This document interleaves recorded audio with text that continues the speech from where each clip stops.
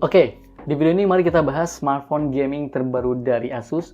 HP ini tuh punya performa yang monster dan punya daya tahan baterai yang awet. Jadi cocok banget buat dijadikan daily driver. Tapi selama gue menggunakan HP ini, gue menemukan beberapa kekurangan. Nah, sekarang mari kita bahas pengalaman gue selama menggunakan Asus ROG Phone 5 ini. Tapi sebelum lanjut ya, seperti biasa, mari kita bumper sederhana dulu. Hai semuanya, masih bareng gue Rizwanzon.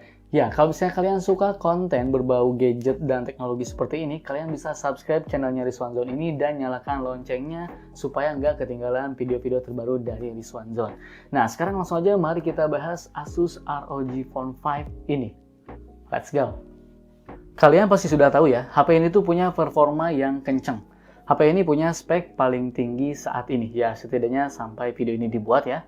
Menggunakan Snapdragon 888 5G, RAM-nya ini 8GB, storage-nya ini 128GB, sudah UFS 3.1, jadi proses read ataupun write-nya ini tuh cepat. Terus punya layar 144Hz, baterainya juga gede ya, 6000 mAh, dan sudah support dengan 65W Quick Charge 5.0, sudah Wi-Fi 6 juga, dan adanya NFC tentunya. Ingat ya, HP ini tuh HP gaming, bukan sekedar HP yang bisa digunakan untuk bermain game. Makanya nggak heran ya, performa HP ini tuh cepet banget. Dan HP ini tuh sudah bisa menjalankan semua game Android dengan lancar. Terbukti dari skor Antutunya ya, yang mencapai 800 ribuan. Selain itu, kualitas bermain game PUBG juga bisa mentok nih di kualitas Ultra HD.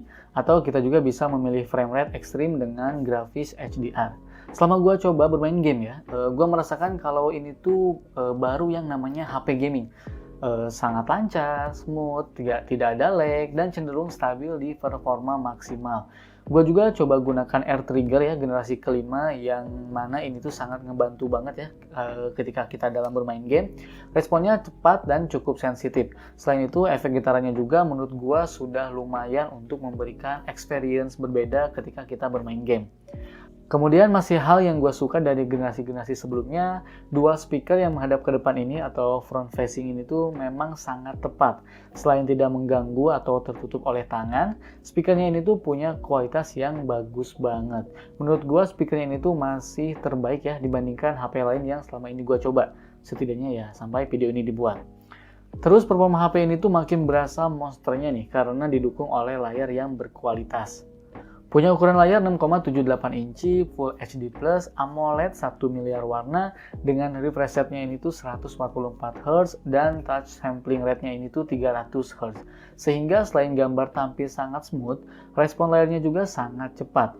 Gak heran ya, makanya bermain game di layarnya ini tuh sangat amat enak banget. Selain itu, gambar yang dihasilkannya juga sangat bagus ya, karena sudah punya fitur Always On HDR. Oh iya, layarnya juga sudah menggunakan Gorilla Glass Victus sehingga lebih kuat dari goresan. Dengan performa yang sekonyol itu ya, HP ini tuh memang layak punya baterai 6000 mAh yang sangat awet.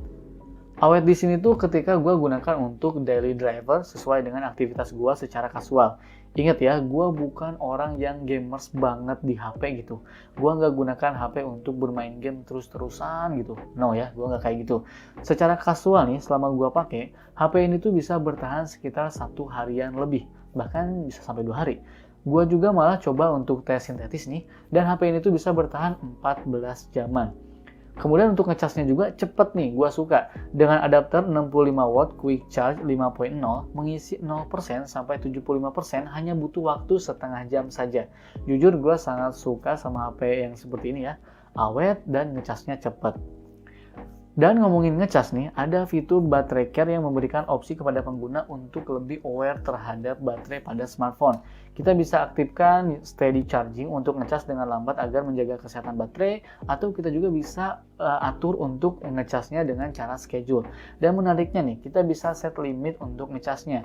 Fitur ini tuh sangat menarik ya, terlebih lagi skenarionya pas untuk kalian yang gamers banget. Ketika bermain game sambil ngecas gitu ya, kadang kita lupa untuk mencabut casannya kalau sudah penuh. Nah, dengan kita set limit chargingnya, selain untuk menghentikan arus listrik, fitur ini juga mencegah panas berlebih yang dihasilkan arus listrik yang terus-menerus mengisi baterai, sehingga baterai lebih terjaga dengan baik. Nah, selain performa dan baterai yang jadi nilai utama, Menurut gua desain ROG Phone 5 ini tuh cukup estetik. Bodi belakangnya ini tuh dilapisi Gorilla Glass 3 dengan aluminium frame ya, bikin HP ini tuh terasa cukup mewah. Terus ada juga detail-detail kecil nih berwarna merah yang bikin terasa ya unik ya. Ada di bagian tombol powernya warna merah gini ya. Kemudian ada juga di bagian SIM tray-nya. Terus ada juga nih detail-detail kecil yang bikin unik seperti tulisan ROG, kemudian ada angka 05 dan tulisan Republic of Gamers. Dan seperti biasa ya, ROG itu punya daya tarik, ada logo mata yang bisa menyala seperti ini ya. Kali ini hadir dengan desain cukup berbeda dan unik. Terlihat kotak-kotak kecil menyala ya, seperti ini. Kita juga bisa mengaturnya pada Armoury Crate ya, jadi sistem lightingnya bisa kita atur sesuai dengan keinginan kita. Terus ngomongin HP gaming, akhirnya Asus balikin lagi nih port jack audio di ROG Phone 5 ini. Agak aneh juga sih ya, HP gaming nggak ada jack audionya. Walaupun bisa pakai adapter, tapi menurut gua lebih masuk akal kalau memang handphone gaming itu ada port jack audionya. Jadi kita bisa bermain game menggunakan headset kabel, karena itu jauh lebih nyaman. Dan keputusannya untuk mengembalikan jack audio menurut gua ini tepat banget. Nah, sebelum bahas kameranya, ada beberapa kekurangan yang gua rasakan selama menggunakan HP ini. Ini terkait experience selama gua pakainya ya. Pertama, buat gua ukuran HP ini tuh cukup kegedean. Jadi selama gua gunakan sebagai daily driver, secara performa kecepatan HP ini tuh sudah sangat amat nyaman. Cuman secara kenyamanan dipegang tangan, HP ini nggak banget kayaknya buat gua ya. Dimensinya ini tuh gede banget nih, alhasil bikin susah ketika menggunakan satu tangan. Belum lagi karena ukurannya cukup gede, dimasukin ke kantong celana sangat amat tidak nyaman. Yang jatuhnya buat gua kurang simple ketika dibawa kemana-mana. Yang kedua, selain gede ukurannya ya, beratnya juga lumayan bikin masalah buat gua. Oke, mungkin ini adalah kompromi ketika kita butuh baterai gede, cuma secara kenyamanan HP ini jadi kurang begitu asik ya digunakan dalam durasi yang lama. Jari kelingking gua sampai pegel kalau misalnya gua lagi scrolling Instagram, belum lagi kalau misalnya gua nonton di kasur gitu sambil tiduran pegang HP ini, lama-kelamaan ya capek juga. Ketiga, entah kenapa unit yang gue punya ini jelek banget in display fingerprintnya. Cuman nggak tahu kenapa nih pas syuting ini ya fingerprintnya bagus mulu. Jadi selama gue pakai HP ini dan buka kuncinya, pokoknya harus selalu gagal satu kali dulu atau cukup lambat lah buat ke unlocknya. Sangat jarang sekali ya sekali scan gitu sidik jari langsung berhasil. Malah sempat ada kondisi malas banget pakai sidik jari karena cukup lambat dan susah ke unlocknya. Kemudian yang keempat, karet penutup slotnya ini ya, yang di sebelah kirinya ini tuh gampang banget copot. Dan sekarang memang agak beda ya, makanya buat kalian yang punya aksesoris ROG Phone sebelumnya, sepertinya nggak akan cocok ke ROG Phone 5 ini. Oh iya, untung karetnya dikasih cadangan sama Asusnya. Kayaknya mereka juga tahu ya, gampang copot ini karet. Terus sebenarnya ini tuh bukan kekurangan juga sih ya, mengingat HP ini tuh ya HP gaming, tapi kameranya menurut gue ya bagus-bagus aja sih. Dibilang bagus banget enggak, dibilang jelek juga enggak. Untuk ukuran sebuah smartphone dengan harga 10-15 jutaan, HP ini tuh punya kamera yang biasa aja ya, bagus aja gitu. Tapi kalau ukurannya sebuah smartphone gaming, menurut gue HP ini tuh punya kamera yang bagus banget. Punya 3 buah kamera belakang, yang menurut gue agak aneh juga sih ya. HP gaming kenapa ada kamera makronya? Ya ini tuh buat bahasa marketing aja kayaknya ya, biar jadi AI triple camera, biar keren gitu. Tapi menurut gue ya nggak juga sih. Terus untuk kamera depannya beresolusi 24 megapiksel. Untuk perekaman video, kamera belakangnya ini tuh mentok di kualitas 8K 30 frame per second, sementara untuk kamera depannya bisa merekam video mentok di Full HD 60 frame per second. Oke, ini adalah hasil kameranya ya. Melihat dari hasilnya, menurut gua karakter Asusnya masih belum berubah seperti Zenfone. Detailnya sudah cukup ya, walaupun kontrasnya menurut gua kurang begitu pas gitu. Dan karakternya tuh nggak begitu gonjreng, jadi gua melihatnya tuh kayak agak redup-redup gimana gitu ya. Tapi ini nggak di semua foto ya. Terus cenderung HDR-nya tuh kurang bekerja dengan baik, mau di kamera belakang ataupun di kamera depan. Tapi overall ya, kalau teman-teman lihat, hasil kameranya sudah sangat oke untuk di-share di sosial media. Coba menurut teman-teman gimana kualitas kameranya? Tulis saja di kolom komentar, oke?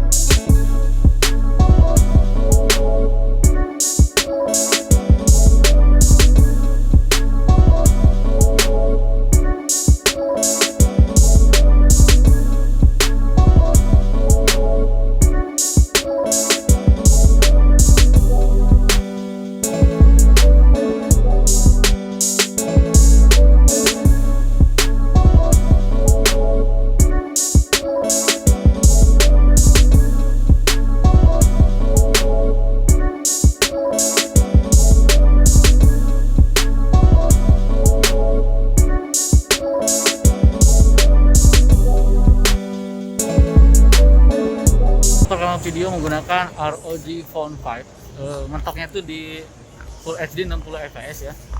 Cakep banget nih, lumayan lah ya. Cuma kenapa agak kepotong gini ya ini?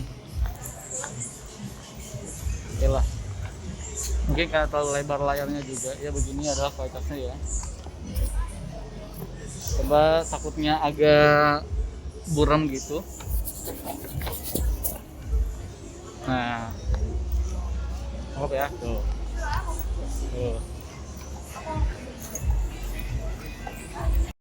Halo, ini adalah kamera depannya ROG Phone 5 ya, Full HD 60 fps, dan gue lagi ada di ini Cimory apa namanya?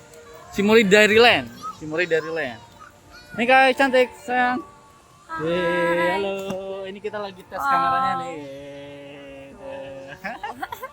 Hah? Apaan? Kenapa gini? Entah mau pakai? Mau pakai entah? Pakai dulu mah. Pakai ini. Pakai dulu. Aduh. Berat, Bu. Oh. Bagus enggak? Oke, Mama. Cantik. Cantik lah sini cantik. Mikai.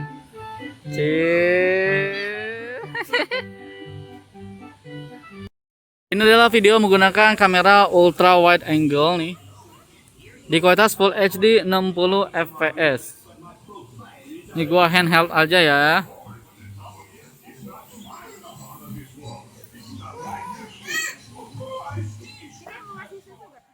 Oke, paling itu saja kali ya pengalaman gua selama menggunakan Asus ROG Phone 5 ini. Kelebihannya udah gua sebutin dan kekurangannya juga versi gua ya. Kekurangan versi gua udah gua sebutin. Ya, kalau misalnya kalian ada yang mau ditanyain, langsung aja DM gua di @rizwanzon. Jangan malu-malu ya di Instagram. Dan semoga video ini bermanfaat. Ya, jangan lupa ya share, like, dan subscribe tentunya ya. Kalau bisa join juga ya jadi membernya Rizwanzon. Oke, paling itu saja video kali ini. Semoga bermanfaat. Gua pamit dan bye.